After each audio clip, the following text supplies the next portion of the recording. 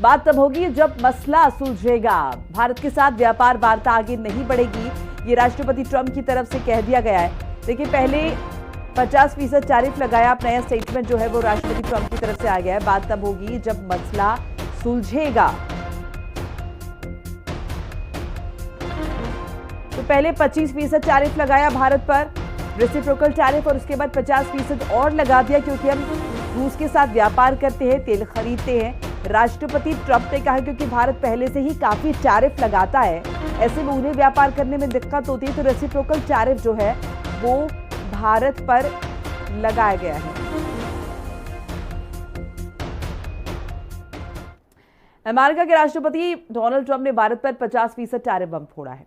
25% लागू हो चुका है और बाकी का जो 25% है उसको लगाने का ऐलान कर दिया गया है। ट्रंप ने इस एक्स्ट्रा टैरिफ के पीछे रूस से भारत के तेल खरीदने की बात का हवाला दिया है। एक्सपर्ट्स का मानना है कि महज ट्रंप की गीदड़ भभकी है, वो भारत पर दबाव बनाना चाहता है। बहरहाल देखना होगा कि भारत कैसे कूटनीतिक तरीके से इसका जवाब देता है।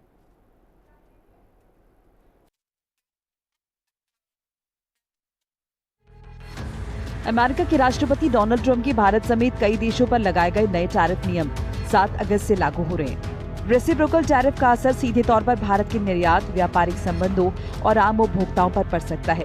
ट्रंप ने पहली बार 2 अप्रैल 2025 को टैरिफ की घोषणा की थी। हालांकि वॉल स्ट्रीट और रिपब्लिकन नेताओं के दबाव के चलते एक हफ्ते बाद ही उन्होंने 90 दिनों की एक्सटेंशन दे दी थी। जुलाई की शुरुआत में खत्म होने वाली इस अवधि को 1 अगस्त तक फिर से बढ़ा दिया गया था और अब 7 अगस्त यानी आज से टैरिफ लागू हो रहे हैं। 30 जुलाई 2025 को ट्रंप ने भारत से आयात होने वाली सामानों पर 25% टैरिफ लगाने का ऐलान किया था। इसके बाद 6 अगस्त को उन्होंने एक और बड़ा फैसला लिया और भारत पर अतिरिक्त 25% टैरिफ लगाने का ऐलान किया। ट्रंप ने इसका कारण भारत के रूस के साथ सीधे या प्रत्यक्ष रूप से कच्चे तेल की खरीद को बताया। इस फैसले के बाद अब भारत पर कुल 50% टैरिफ लागू होगा।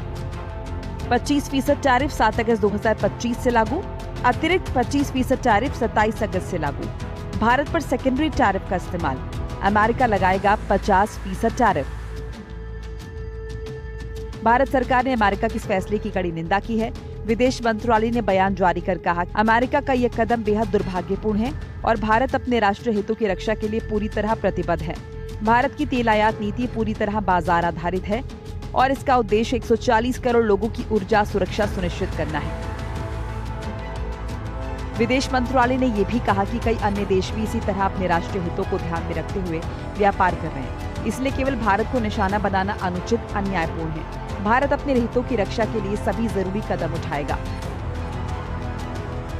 भारत और अमेरिका के बीच व्यापार समझौते को लेकर बातचीत ट्रंप के राष्ट्रपति पद ग्रहण करने के करीब 1 महीने बाद फरवरी में शुरू हो गई थी। यानी भारत पहले कुछ देशों में था जिसने अमेरिका के साथ जल्द से जल्द व्यापार समझौते को प्राथमिकता दी।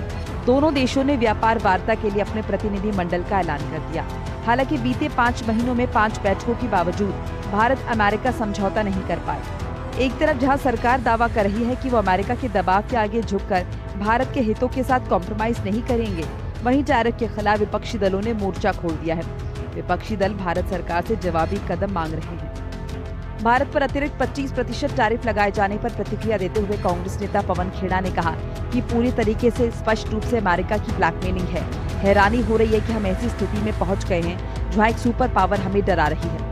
वहीं लोकसभा में विपक्ष के नेता राहुल गांधी ने एक्स पर पोस्ट किया, ट्रंप का 50% टैरिफ आर्थिक ब्लैकमेल है, अनुचित व्यापार समझौते के लिए भारत को धमकाने का एक प्रयास है। बेहतर होगा कि प्रधानमंत्री मोदी अपनी कमजोरी को भारतीयों के हितों पर हावी न होने दे। इन टैरिफ के लागू होने के बाद भारत अमेरिका व्यापार संबंधों में तनाव बढ़ना तय है। भारतीय कंपनियों पर अतिरिक्त आर्थिक दबाव पड़ सकता है और इसका असर व्यापारियों तक भी पहुंच सकता है। आने वाले दिनों में ये देखना होगा कि भारत इस मुद्दे को किस तरह अंतर्राष्ट्रीय मंचों पर उठाता है और अमेरिका के साथ डिप्लोमेटिक स्तर पर बातचीत इस दिशा में जाती है। Bureau report.